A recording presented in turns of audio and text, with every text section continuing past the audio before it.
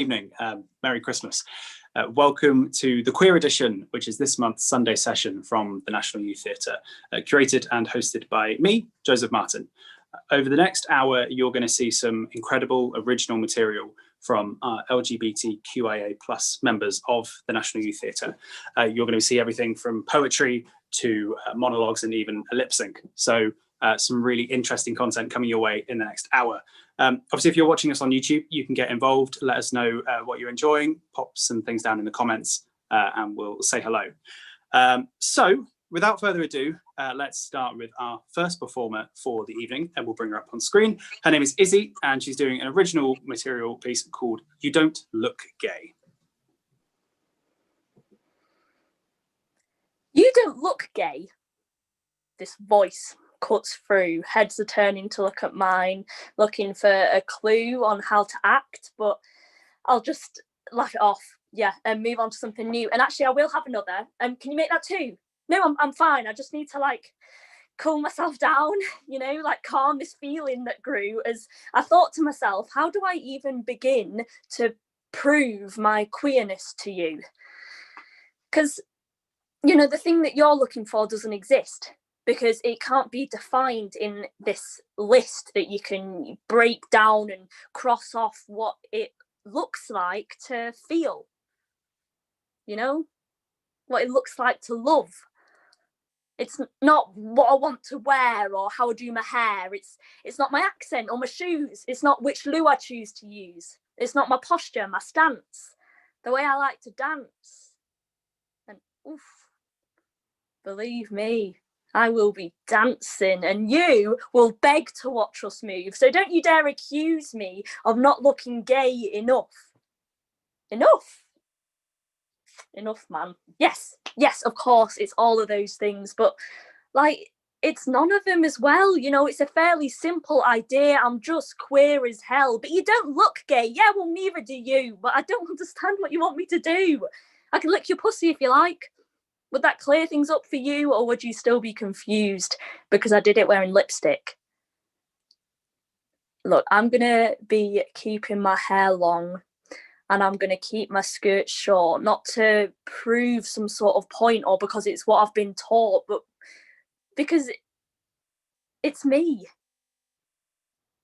And it's how I feel best. And don't think I can't see your eyes going down to my chest when your boyfriend isn't looking.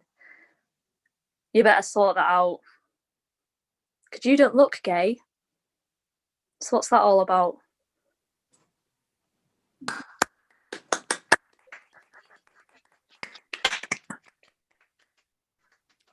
Izzy, incredible work. Thank you so much. Oh my God, what an opening to Thank you.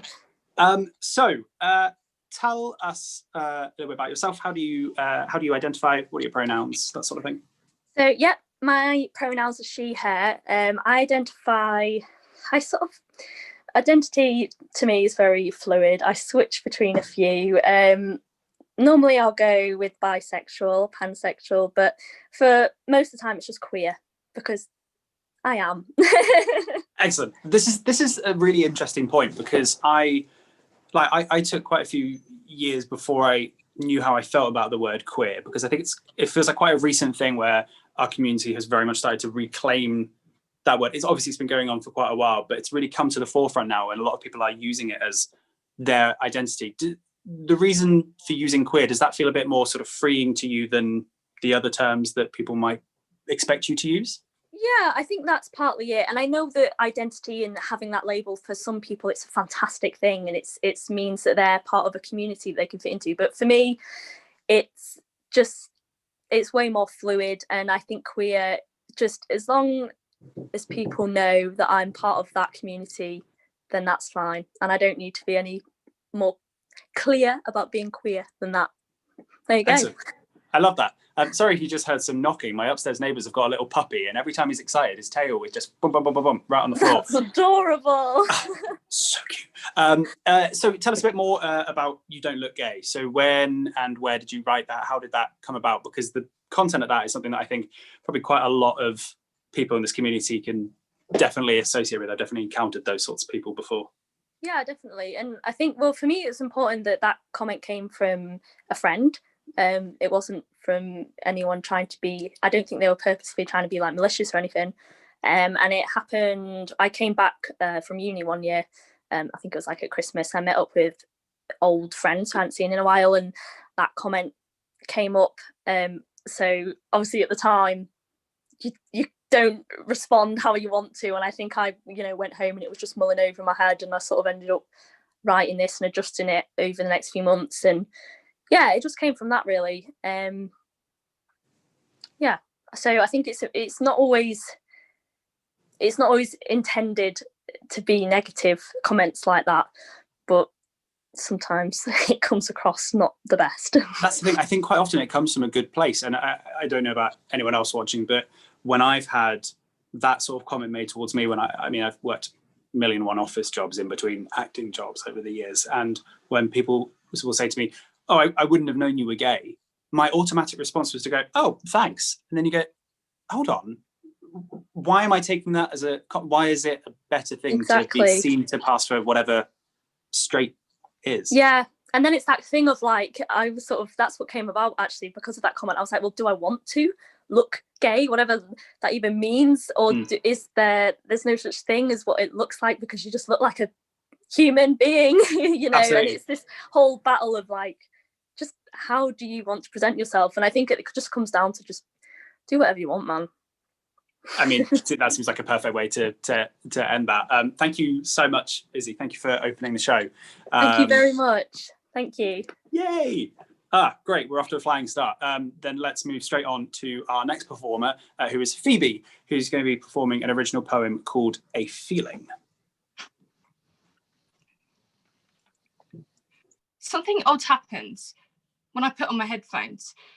As I turn up the sound to a dangerous volume and put on a George Michael remix or perhaps Eurythmics, I get this feeling, a thought, a realization. As the drum and bass kick in, I feel, well, there's no other word for it, is there? Queer. And something happens when I'm listening to that perfect song. I feel like I'm in this dream outfit, and I'm wearing that kind of nail polish that has a sheen to it, and I'm wearing this blazer and these trousers that fit my figure so perfectly. And to top it all off, a dash of blusher and an explosion of eyeshadow. And at that point, I realised whatever I was worried about, whatever it was, it didn't matter anymore. It may seem scary, but it is not. It's colour, it's community, it's a parade, it's a smile between two people. It's Jonathan Van Ness on Queer Eye saying, yes. It's that person that says, yeah, me too. And it's that feeling when you're out and you see yourself in the reflection of a car window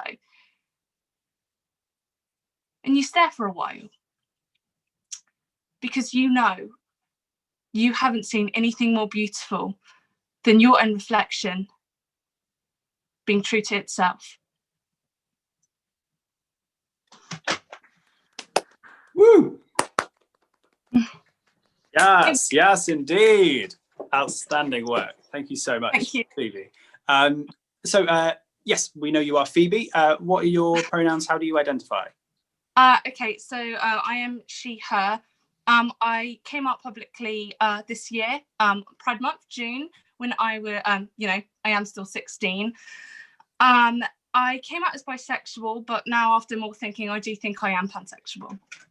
Awesome. So I identify now.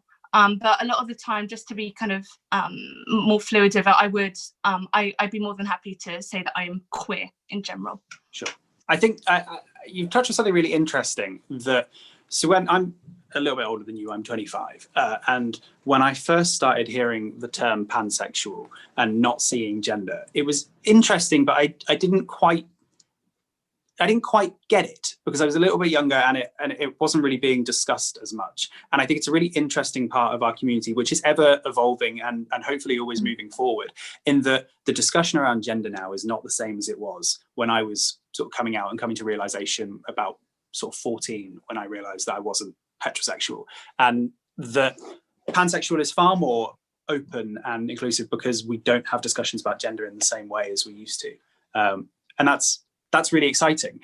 Tell us about A Feeling, your poem. When did you write it? And how much of a role does music play in your life and in your writing process? Oh gosh, so I first wrote it when my week before our deadline was super busy. But I was like, I need to be a part of this. You know, the whole ethos behind this event, I was like, I need to be involved. It doesn't matter how busy I am, this needs to be a priority. And then I waited and I had 24 hours left and I was like, nothing's on the paper. So yeah, 24 hours before the 7th. So really it's just the first draft. And I think music does play a really big part. And it's odd because when I'm writing, I can't listen to music. I can't have that distraction. But I do use it as something that motivates me and empowers me. And I think, I mean, here I'm more talking about pop music, but I'm a huge musical theatre fan. So I've got kind of that as well. But I listen to music every day, all kinds of genres. I haven't really talked about it much in my writing, being queer and music. I'm very new to writing, so I haven't talked about it much. So this is kind of my first piece, my first kind of genre in that kind of direction. I was quite long-winded. No, not at all. I mean, what a hell of a first piece to have, exploring queerness in writing. It's so cool, and I think it really speaks to a lot of people that, as you say, so much of us have music in our daily lives, and it's all about being able to put on your earphones and listen to music and feel like you're in another world, like you're in a music video, you're doing all that sort of stuff. So I'm super excited to see where this goes next and to build on that and create more work. So yeah, awesome. Thank you so much, Phoebe. Well done. Thank you so much, Joseph. Right, let's carry on. We're on a roll. We might as well keep going. I'm going to introduce Dean, who is performing a monologue called The T Word. Hey, so I was just about to call you. It took me all weekend, but I finally figured it out. Not who killed Avril Lavigne, although we do need to figure that out. No, what I figured out is how to get top surgery. Cancer! It's genius! You know what I mean? Because just think about it. The wait time on the NHS, best case scenario for top surgery is 2 years. Breast cancer for the same surgery, 2 weeks. It's just maths. I mean, isn't it insane that the difference is 102 weeks? And I did not just use the calculator on my phone for that. Okay, I may have used the calculator on my phone for that. But you know what? Maths is hard, and whether or not I'm shit at maths does not change how genius this plan is. Okay, right. So I broke it down. Because it's crazy, but apparently everything gives you cancer anyway, right? Fatty foods, plastics, the sun. I mean, I'm just making a concerted effort to speed up the inevitable, right? And not to mention, I have a family history. I mean, it could be more perfect. So my grandmother had cancer, and so did her sister. So that's really 10%. Actually, no, if they both had cancer, it's a 20% chance I'm going to get it. Oh my God, this is going to be so easy. Oh, also, I have a secret weapon. I have asthma. Yeah, that's right. And I had it so bad when I was a kid that whenever I have a cold or a chest infection, A&E has to give me a chest x-ray. I just go around London getting chest x-rays. I mean, boom, breast cancer. This is going to take like a month. I mean, I don't know how anyone has done this before. Look, I know this seems crazy. I'm not unaware of that. But look, I just don't know if I can take 2 more years of this. You know? Like I know that, you know, I go to my appointments and I talk to my therapist about, you know, how sad my childhood was because mommy wouldn't buy me an Action Man. But you know what? You want to know a secret? I actually preferred Barbie. All right, she had more shit to do, and shockingly feminist, she has more career options. Look, I don't know if I've ever told you this, but I have to wear my binder every night because when I wake up and they're just there, I feel sick. And I know all the tips of like, don't wear it for more than hours and make sure you stretch, but the 10 minutes every day that I have to take it off and see myself are a fucking nightmare. All right? I mean, I can't tell you how many times I've looked at a kitchen knife and thought, yeah, that wouldn't be too hard, right? Could probably look it up on YouTube. So why shouldn't I give myself cancer? All right? I'm already hurting myself. And these are killing me a lot faster than cancer could. Look, whether you're happy for me or not, can you just be a friend and not tell my therapist, okay? Because I feel like trying to give yourself cancer is an automatic section, and I have a lot of work to do. Please. Please.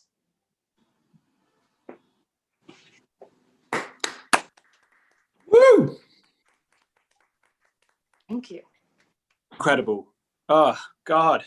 So powerful. Well done, Dean. Oh, brilliant. Tell us more about yourself, Dean. How do you identify? What are your pronouns? I'm a trans mass queer, he, him. Funny thing, I was arguing with someone on Twitter and I made a joke about some transphobic shit they said, and they went, oh, well, someone's self-identifying as a comedian. And I'm like, I am a professional comedian. Thank you. Excellent. Yeah. Oh, God. What a response. I'm so Yeah, here no for that. one's assigned comedian at birth. I don't No. think. This is the good. That hadn't occurred to me. You're so right. Dean, what a piece. This is something that clearly resonates with a lot of trans people, and it's as a cis man, it's something I have no experience of, but it's clearly very real and very personal, very intense. Tell us a little bit more about where this piece came from, how long you've been working on it, that sort of stuff. So this started as a really dark stand-up routine that I did basically this time last year as a way to cope with my mother getting diagnosed with cancer. Wow. And like, we have a long history of breast cancer, it's a whole thing. I'm on several lists for the NHS. But basically it was like, oh, and then in March, just before the pandemic, our first lockdown, I had a breast cancer scare. And I went, this is giving me some emotions. Is this how I want this to happen? Is this a thing that I would ever want to happen? Yeah. So it started to that, then it became a short play that was going to go on at the Bush, and then that got canceled. And then it got picked up by Hive North in Manchester for the Outstage Us Festival. So that's maybe happening in February. We'll see. Fingers crossed. And then I made it into a monologue for my own purposes. I mean, it's so powerful, and we had a comment on Twitter saying powerful words by Dean touch deeply, and I definitely feel that. It's clearly such a because on the surface it feels quite a controversial thing to say. It's like, oh, I figured it out, I'll just give myself cancer, and that takes you, certainly when I read it for the first time and watched your submission, I was like, whoa, okay. But the more we talk about it, the more you go into it, you understand the reasoning behind it. And I imagine, again, it's not my experience, but I imagine that as a trans man, a huge part of your identity obviously comes from a body that doesn't match the one that you're in. And the use of binders and stuff is a really difficult subject, and like it must have a big influence on the work that you create and that kind of stuff. On a slightly different note, a slightly lighter note, I'm sure you get asked this all the time, but your accent doesn't sound very English to me. What's your background? So I'm from America. I'm from New York. But I am 100% Irish, according to 23andMe. Nothing else. It's actually where my name comes from, Dian. It was a very old Irish god, which we had before the Fire Nation attacked, also known as the British Empire. Love that. Awesome. Anything else you want to add before we move on to the next performer? Yeah, be gay, do crimes, make good art. You said it. That's my life motto there. Love that. Strong finish. Thank you so much, Dian. Thank you so much for sharing that with us. So we'll carry straight on. Something a little bit different now. We're going to be going over to Harry for a performance of Body Love, parts 1 and 2.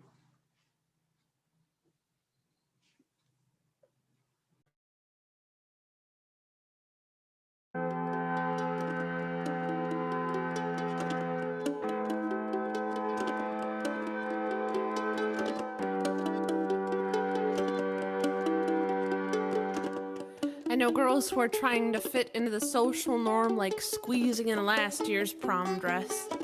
I know girls who are low-rise, MAC eyeshadow, and binge drinking. I know girls that wonder if they're disaster and sexy enough to fit in. I know girls who are fleeing bombs from the mosques of their skin, playing Russian roulette with death. It's never easy to accept that our bodies are fallible and flawed. But when do we draw the line? When the knife hits the skin, isn't it the same thing as purging because we're so obsessed with death? Some women just have more guts than others. The funny thing is women like us don't shoot. We swallow pills, still wanting to be beautiful at the morgue, still proceeding to put on makeup, still hoping that the mortician finds us fuckable and attractive.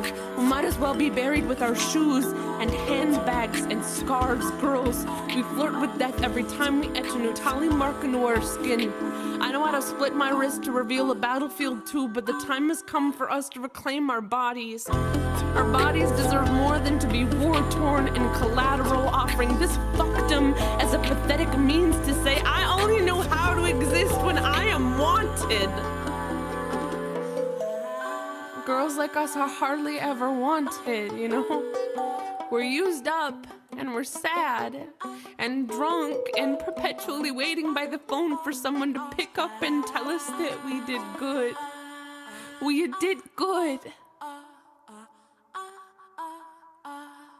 I know I am because I said I am. I know I am because I said I am. I know I am because I said I am. My body is home. My body is home. I know I am because I said I am. I know I am because I said I am. I know I am because I said I am. Try this.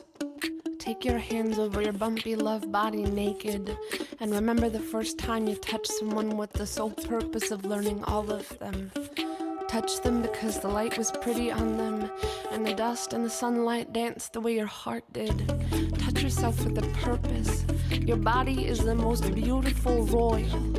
Fathers and uncles are not claiming your knife anymore, are not your razor. No, put the sharpness back. Lay your hands flat and feel the surface of scarred skin. I once touched a tree with charred limbs. The stump was still breathing, but the tops were just ashy remains. I wonder what it's like to come back from that, because sometimes I feel forest fires erupting from my wrists, and the smoke signals sent out of the most beautiful things I've ever seen. Love your body the way your mother loved your baby feet, and brother arm wrapping shoulders, and remember this is important. You are worth more than who you fuck. You are worth more than a waistline. You are worth more than beer bottles displayed like drunken artifacts. You are worth more than any naked body could proclaim in the shadows, more than a man's whim or your father's mistake. You are no less valuable as a size 16 than a size 4. You are no less valuable as a 32A than a 36C. Your sexiness is defined by concentric circles within your wood. It is wisdom. You are a goddamn tree stump with leaves sprouting out. Reborn.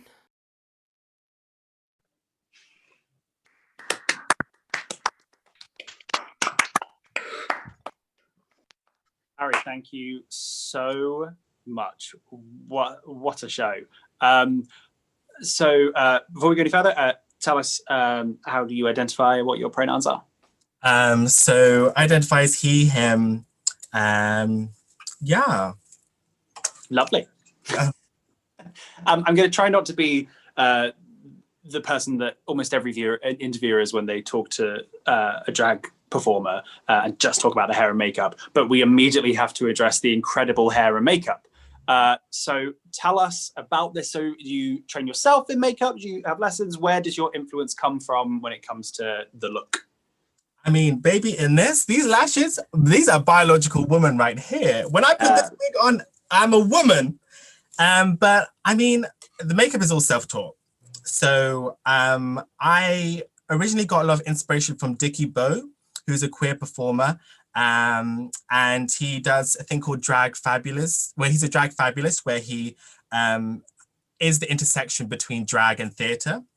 So I have a show called Everybody Knows Judy, where I take Judy Garland's tapes, audio tapes before she died, and then create a show with that, where the audio tapes acknowledge her abuse of her parents, Hollywood, and her just being angry.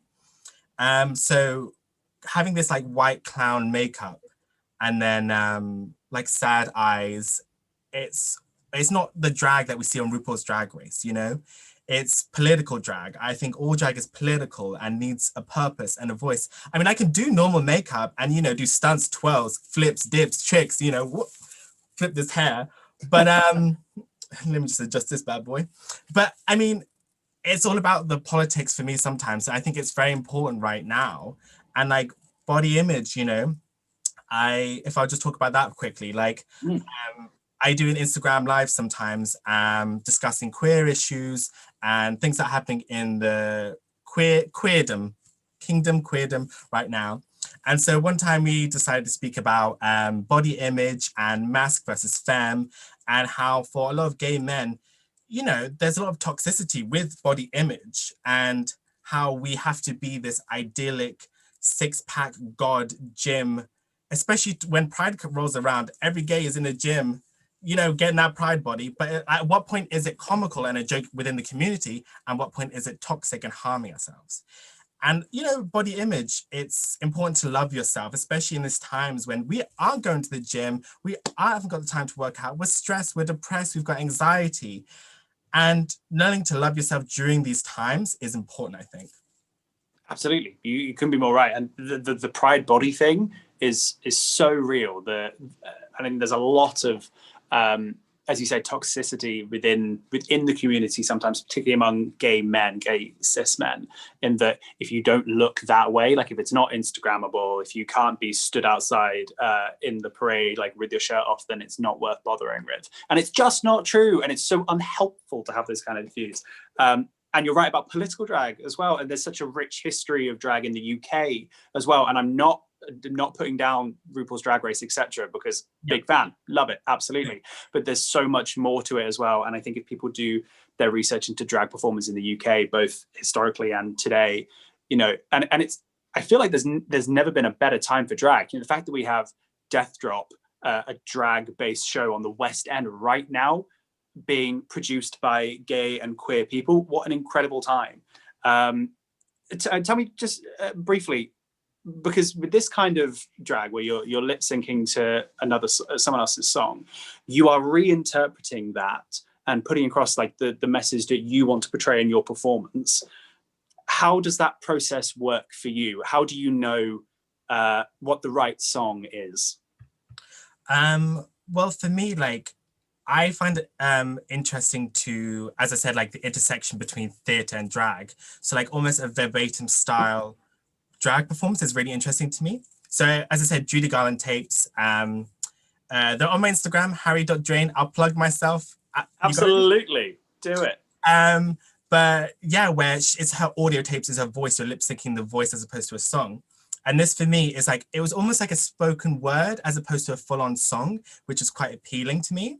I find it's sometimes more interesting to hear like something more spoken word or normal conversation, because it's somewhat more of a challenge to lip sync because it's quick, fast words. but it usually is sometimes more raw and there's more content in it that can be more interesting sometimes. But Mary Lambert, Same Love, Macklemore, Every Gay was, we loved that song when it came out. We were twirling our hair. Ooh, bitch, that only came off. But, and then Mary Lambert, she has her own, like, obviously sing songs and stuff like that. And I saw Body Love like years ago and I was like, this is stunning. And then your advertise came up and I was like, I need to submit this. This is a time, you know? I'm so pleased you did. Like, thank you so much for presenting that to us, and for telling us about your Judy Garland show. It sounds incredible. Awesome. Thank you, Harry. Thank you so much. And for those of you watching online, we really love hearing from you. Please keep getting involved. Andrea says, so glad Twitter alerted me to this being about to start. Such powerful pieces so far. What a beautiful platform to hear all the gorgeous shades of our pride being represented. Thank you so much. Keep those comments coming in. We love hearing about it. Let's carry straight on. And we're going to go to Honor next for an original piece called Pictures. My woman. We'll buy a house with a dungeon and lock up our fears.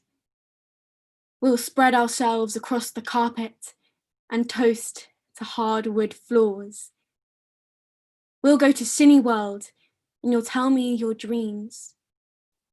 You'll speak of mystical lands, Eton boys and soap. You'll write of how I swallowed the wind, feasted on horrid beauty of new life and the burden of seeing. How you drank a doll's house and spilt a sun. Strum the fiddle of fertility, the tendons of our youth. For I'll take sand in teeth for you, ooze the gritty lime. We'll buy a king-sized and fuck like queens.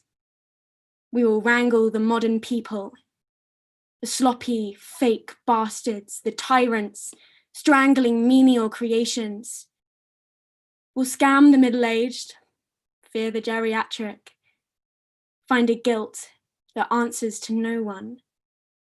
For we will strive for pride, settle on teen greed. But I'll fear you have bought me a world I do not deserve. Until I lie with the body, who lies to the body, who bargains for the gas, fuels alien wives. We'll know those who don't succumb, those once thought were lost. Try to love a mind never known, love one we cannot find. Roll back the wonders until stinking loneliness, stranded in the self, which I'll call home. So we'll be sardines and you will scream, just 'cause I can't see you, don't think you're not a cunt. I'll revel in your falseness, then you will weep. I will soak my teeth in the craters. I will find the word toad and practice it all night. You'll dare me to hate you, and I will smoke the story of your life. Stub it out on the place of birth. I won't love my children. I will burn your womb. Drug the word of you. But still, the mornings will rain gold on our minefield. But I will wait for you, old friend. I will find you, horrid woman. I will find the word. I will find a way to love you.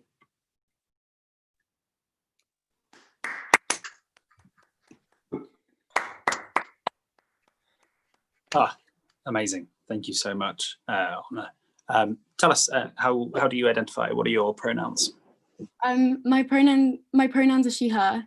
I mean, I guess I identify as queer. Okay, I don't, it's a confusing time. Like, It is. we're young, who gives a shit? So, yeah. I mean, perfectly, but also when you don't feel like you're as young, it doesn't mean that you like who gives a shit anyway. It doesn't. The joy. I'm aware that I'm asking people to tell us about how they identify, but the joy of being part of our community is that we can choose labels if we want them, and if we don't, then we don't, and it does not matter. So I love that. Perfect answer. Really powerful piece. What a journey that takes us on, and real ups and downs and drama. Like beautiful writing. Tell us more about it. When did you create it? What were the sort of the background to it? I guess I kind of write stuff that I got a bit sick of, like the way that like stories and plays normally like progress. So I was just like, I'm gonna write down whatever the hell comes into my head, and then as it started to come down onto the page, because I have like quite a crazy little notebook, and I just like picked stuff out of it, and slowly like built up this thing. And then like 24 hours before, or like maybe 2 hours before the deadline, I was like, this is half finished. And so that kind of like pushed it a little bit to have some structure. But it was just kind of about the actual substance that I think was about everything that I wrote down was like quite about intensity. And I think that a lot of same gender relationships, especially with two women, that's the only experience I know, so I can't obviously speak for anyone else. It's each other's bodies, and the way that I don't want to talk about like knowing like same people and same gender being exactly the same, but like there's some kind of like intimacy that you can kind of see each other's minds sometimes, and you're kind of playing off each other in such an intense way that as soon as something starts, you can't stop it. Like you're emotionally connected to them. That's the experience that I've had. And there's like pressure and stuff happens, and I think that you have this insane, amazing experience, but it can, when it starts to go wrong, it can tear each other apart, because you're so tied together. And I think that at the end, you still have that feeling that you need to care for the other person, no matter what, because you have this connection, but everything has just like fallen to pieces. In the lightest way possible. Oh, of course. No, I that explains it perfectly. And you're right, there's something about queer relationships which, I mean, this is a safe space, we can say it, this is an evening for queer people that is different. And the way that you know each other and your connection to each other can be so, it is naturally so intense. And I think your piece explored that beautifully. We had a comment on YouTube just saying amazing with loads of exclamation marks. So very well done. I'm going to ask you a question I haven't asked anyone else yet this evening. Obviously everyone performing tonight, including myself, are NYT members. When did you join NYT? What course did you do? What are your general experiences of it so far? So I joined NYT, I think I did my audition when I was 14. So I did my audition when I was 14. So I did my course when I was 15 in the summer. So I think it was last year, 2019. So now I'm 16. And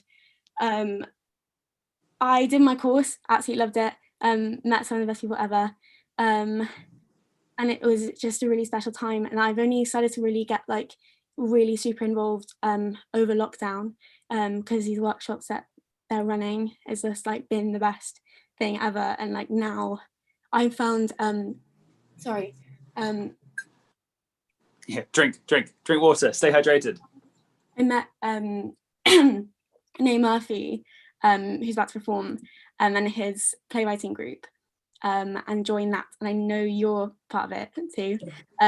So that's another amazing thing that's come out of this, and met people that it's just been an amazing connected community. But yeah. Absolutely. Thank you. You put that perfectly. Thank you so much on it. As we've mentioned, this is an evening of NYT members and their original work. So many comments still coming in online, so thank you. Amazing. I'm loving this so much. Having a great time watching this. Big thanks to whoever put it together. That's me. You're welcome.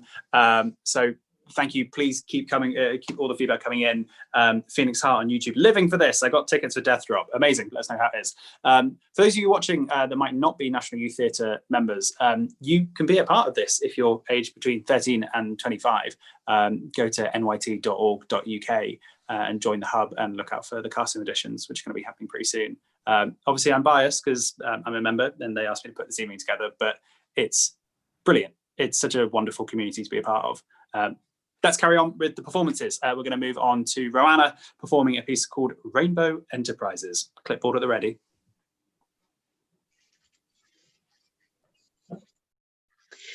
Hello, welcome, come in, take a seat, take a seat. I am honoured to aid you all in your new opportunity here at Rainbow Enterprises. Well, we prefer to call it a rainbow family. I have been in your shoes before, and with hard work, you may find yourself leading one of these sessions in no time. I hope you find your accommodation suitable. We did our best to make sure that everything would be perfect for you all, right down to the Lynx Unity deodorant. To our NBs, we hope you appreciate your pronoun badges and your own hallway of living spaces. So first, our gays are yays. Who here identifies as a gay man? Wonderful, wonderful. Most of you are in our fashion department. I invite all of you, but especially our yays, to peruse our brand new Pride clothing line. Everyone is a fan of our Love is Love shirts, and we're sure you'll be able to fly them off the shelves. Next, our transsexuals. Apologies, our transgenders. We have Starbucks themselves asking for cafe staff that represent your community. Yes, do you have a question? Our buys. Let me get back to you on that one. Now, our lesbians. You are our most valuable staff here.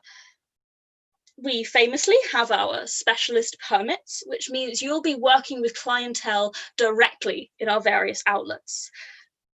Of course, the best part, you'll be essentially spending all of your days having intimate time with other women. I'm sure you'll have great fun, and speaking from experience, it's easy. Just ignore the audience and get lost in the love. Remember, we value you. We value your identities and experiences. It's what makes you special, and it's what Rainbow Enterprises is built on. We value you because we value what you can do. I personally can rest easy, knowing I have been immortalized by becoming a service, a product, a commodity. And soon, so will you.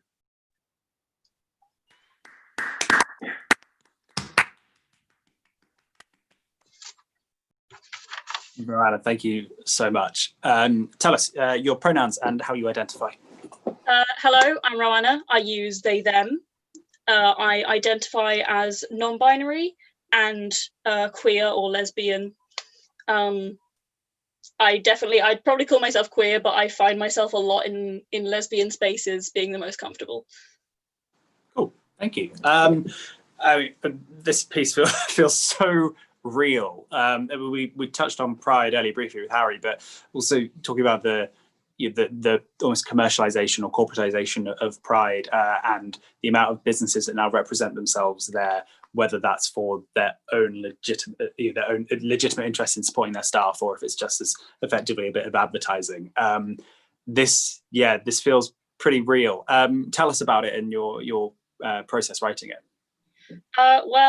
I first heard about this on the day of the deadline, and I thought, might as well write something. It probably won't get accepted, and then it did. So I wrote this in an afternoon and sent it off, not really expecting much. But now it's I personally prefer, I like writing stories. I need some kind of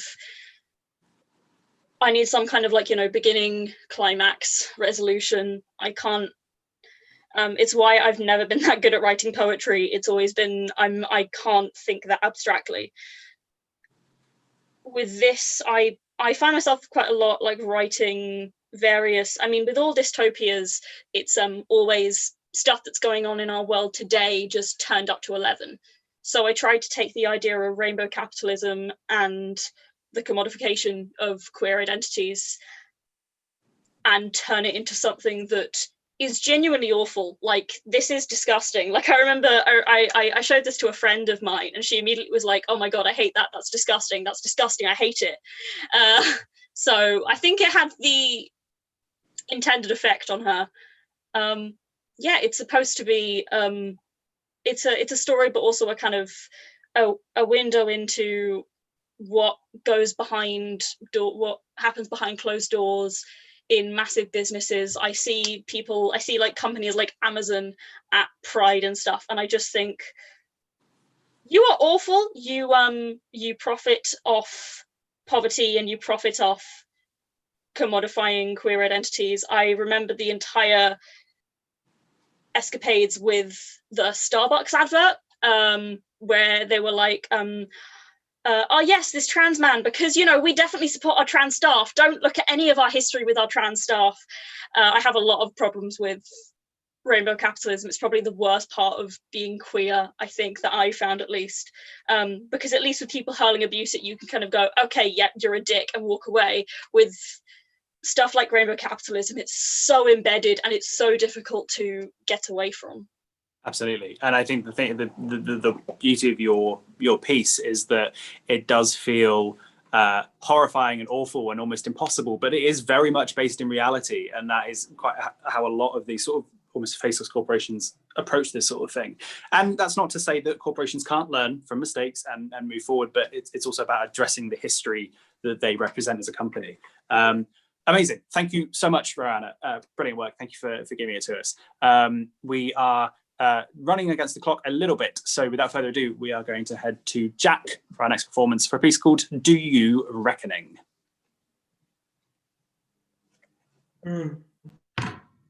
So his dad is a priest. The priest, I guess, is the terminology, or is it just well, I guess it's like if you're the place where the priest is the priest of, like, so like he's the priest, right?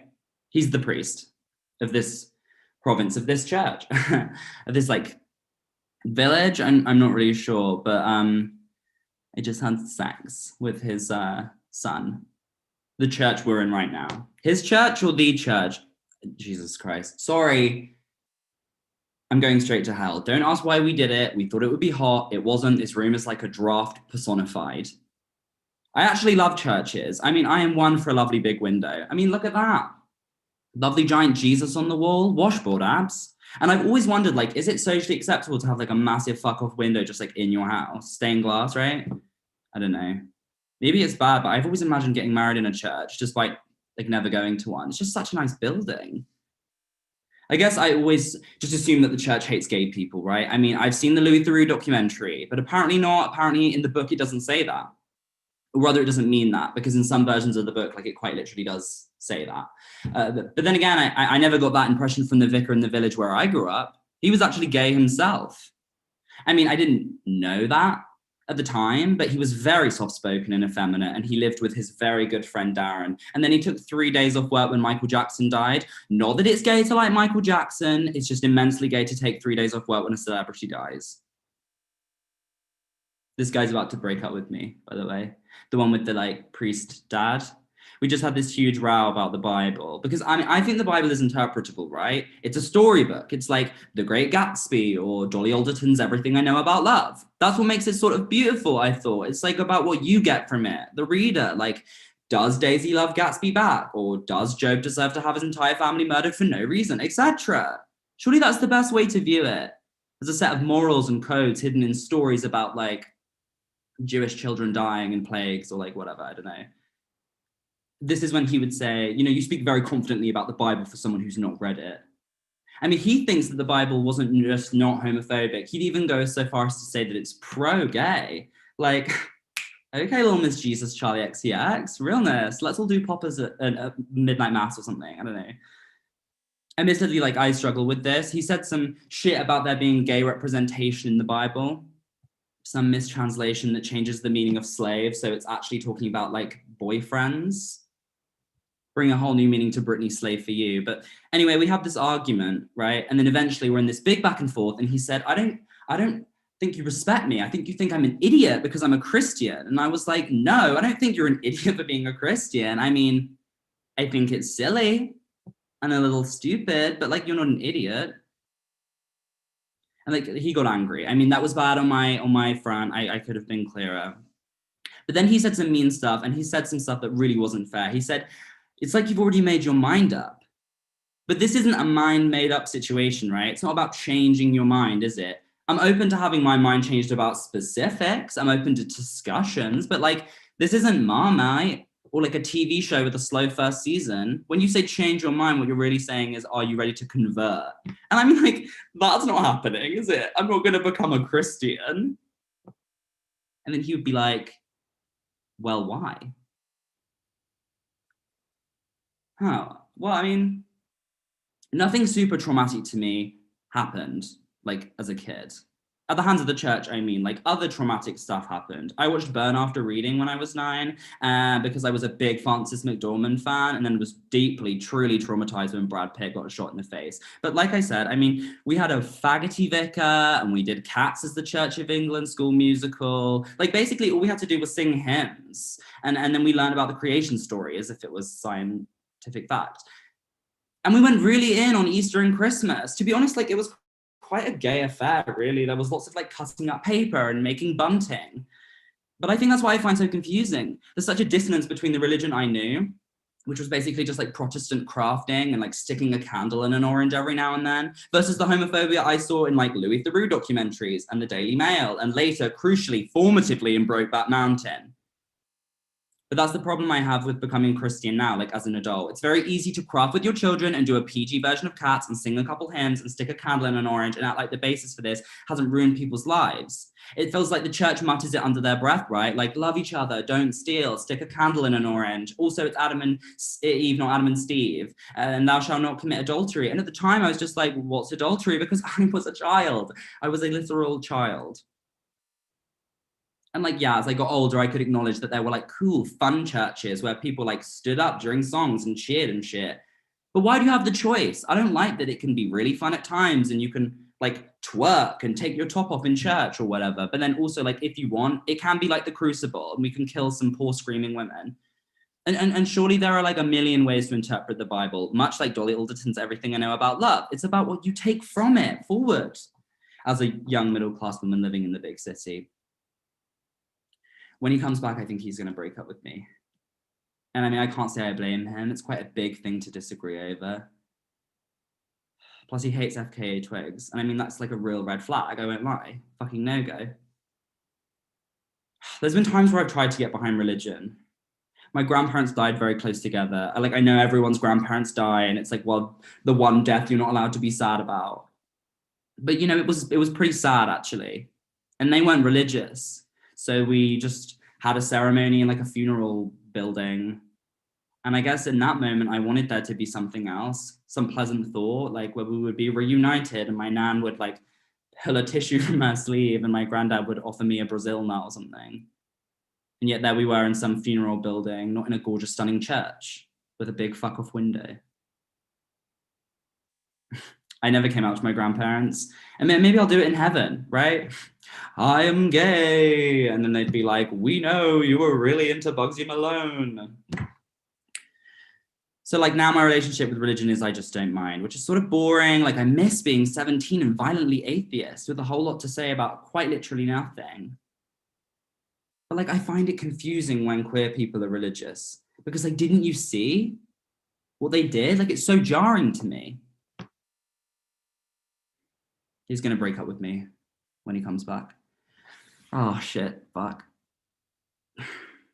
Jesus would have loved this. I mean, this is pretty iconic, getting broken up within a church.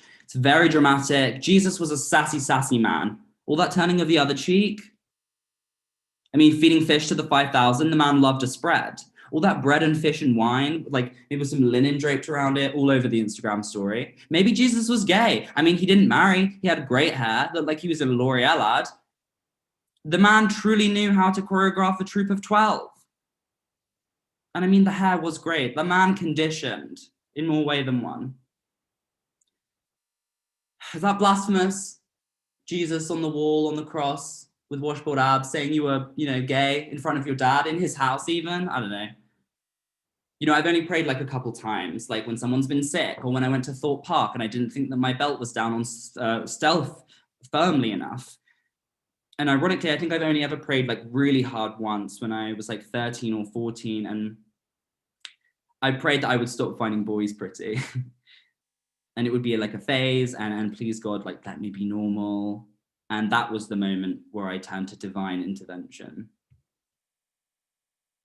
So like in my head, I hope I never get like that again. I mean, I don't know, maybe I just love the theatre of it all. Dropping to my knees, begging the Almighty to just like boobies. It's a high fashion camp moment. Please, for the love of God, let me like women. Let me understand the appeal of vagina. Please, let me appreciate Taylor Swift for more than just her country approach to pop beat. Jesus? Are you okay? Well, I mean, that doesn't mean anything, does it? Please don't break up with me. Please don't break up with me. Please don't break up with me. Please don't break up with me. Please don't break up with me. Please don't break up with me. Please don't break up with me. Please don't break up with me.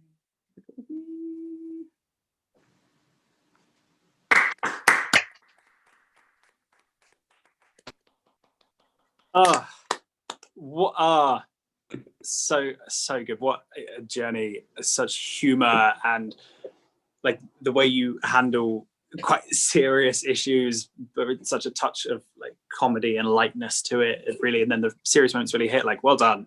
Jack, tell us briefly how you identify and your pronouns. My pronouns are he, him, and I am gay. Excellent. Like Needs to be said like that, yeah.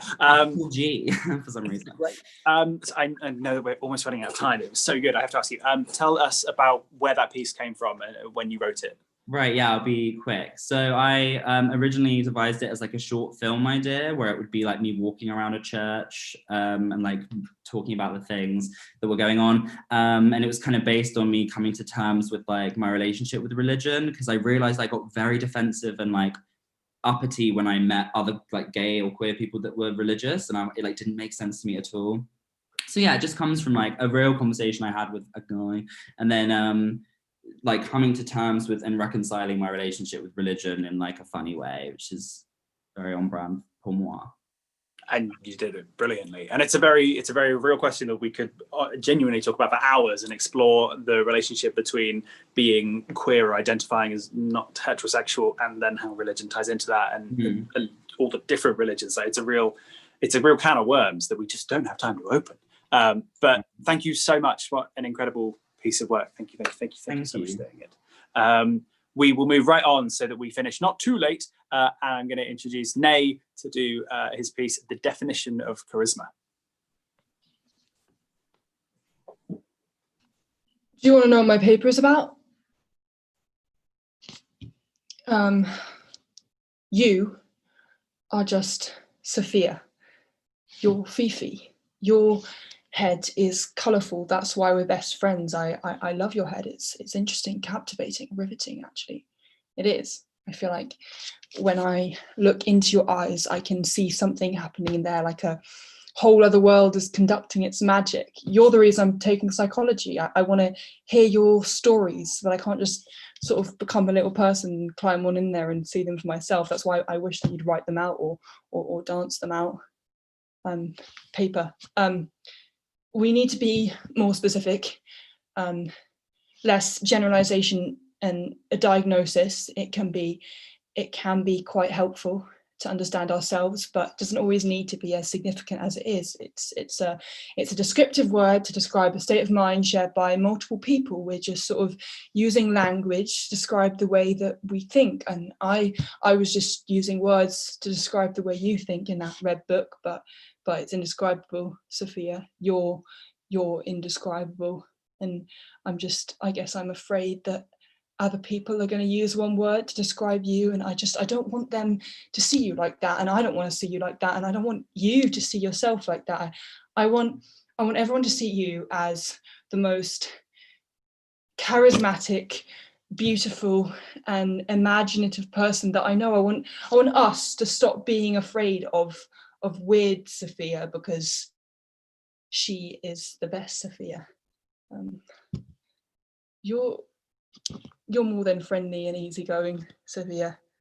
You're charismatic. The definition of charisma inspires devotion in others. I mean, I've centered my whole career around trying to understand you. I mean, I'm obsessed with you. I'm devoted to you. I mean, I don't know why the fuck I'm taking psychology. It's only really interesting when I get to analyze you. So I mean, I guess that I'm in love with you. I think that I love you. I love you.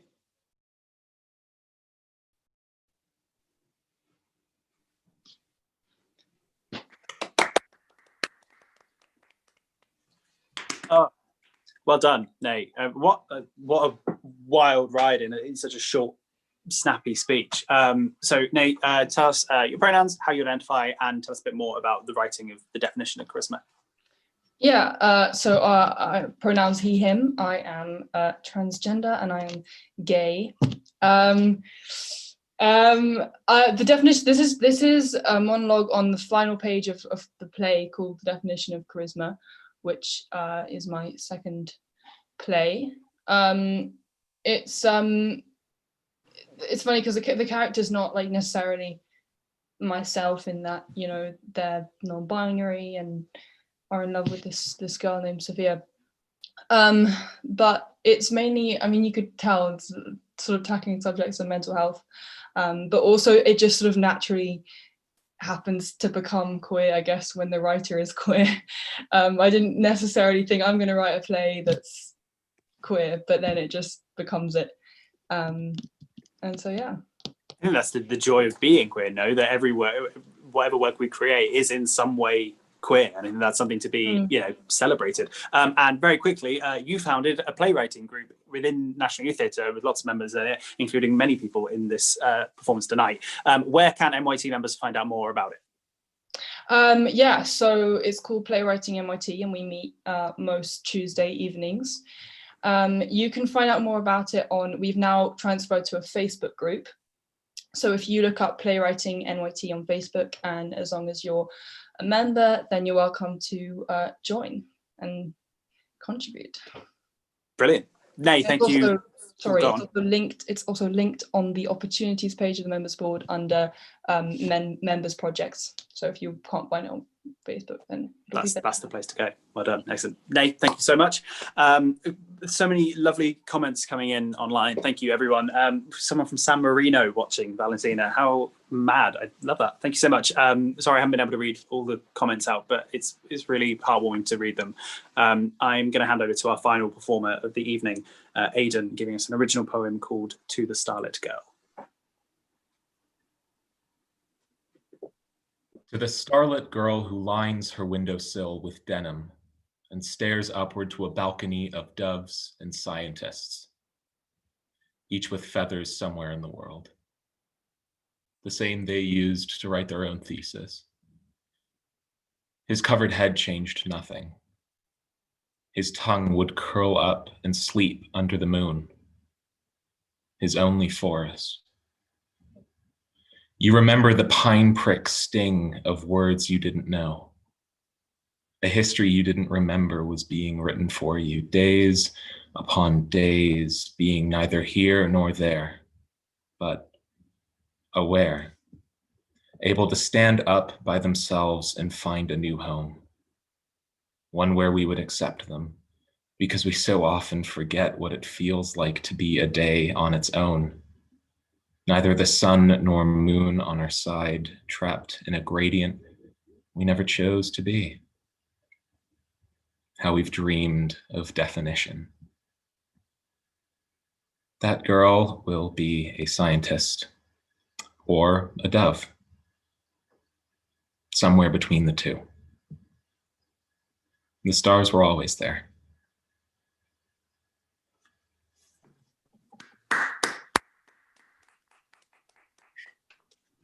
Beautiful, beautiful. Aidan, thanks so much. Tell us your pronouns, how you identify. Yeah, okay, so my pronouns are he, him, and I identify as liking guys, because that's a thing now. It's a thing now. It's a very recent new thing. It's a thing. Yeah. It's a fad. Excellent. What a beautiful piece. Thank you so much. Tell us a bit about how you created it, what it means to you. Yeah, so I sat down to write something for this because you messaged me and be like, Aidan, write something for this or else. And so I sat down to write, and I was listening to the like YouTube live stream, Chill Beats to Study / Relax to. And so I was watching like that girl who like sits and writes. And it reminded me of the times where I would just be sitting in like my study or be sitting in my room kind of alone with myself. And just like I was when I was sitting down to write, I thought about the times that we are alone with ourselves, potentially because we don't have anywhere else to be, which is something that a lot of queer people will go through, which is how it tied into the whole queer thing. And how it always feels like we want to try and be something, like we are in our room looking out into the world being like, how do I fit into this? How do I sort of attach myself to a cookie cutter society? And sort of discovering that your best ally and your best way of fitting into society is just listening to yourself and trusting what you have to say and accepting that you don't need to fit into a gradient. There are many different things that you can do, many different people that you can almost be, different roles that you can play. And so sitting, looking out this window into the daylight sky with my laptop, looking out into this world and being like, what do I want to put out? It's what I felt like I wanted to put on the page. That seems like a beautiful way to explain it. There is something, particularly freeing about being able to create art and to. There's a lot of metaphors in poetry, and I think a poem can sound really beautiful and we love the writing, but then I always want to hear more about the process behind creating it, because there's a certain artistic language in poetry which gives us more license to use metaphors and that sort of stuff, and to still hear where it's come from and grounded in reality and what it means to the author, I think is just as interesting as how other people interpret it. Yeah, it's just beautiful, the fact that we are able, the metaphors there allow us to be unconscious, allow us to spew what is in our minds out, and that is like the purest way of getting a personality within a page, getting a story. Perfect. Awesome. Aidan, thank you so much. What a way to end such a brilliant hour and a bit of performance. Thank you to everyone who's been watching online for all of your comments and feedback for these brilliant performers. That is it for this evening. My name is Joseph Martin. If you want to know more about NYT, you can go to @NYT_GB on Twitter or @National Youth Theatre on Instagram. If you want to know more about me, I'm @SuddenlyJoseph on all social media.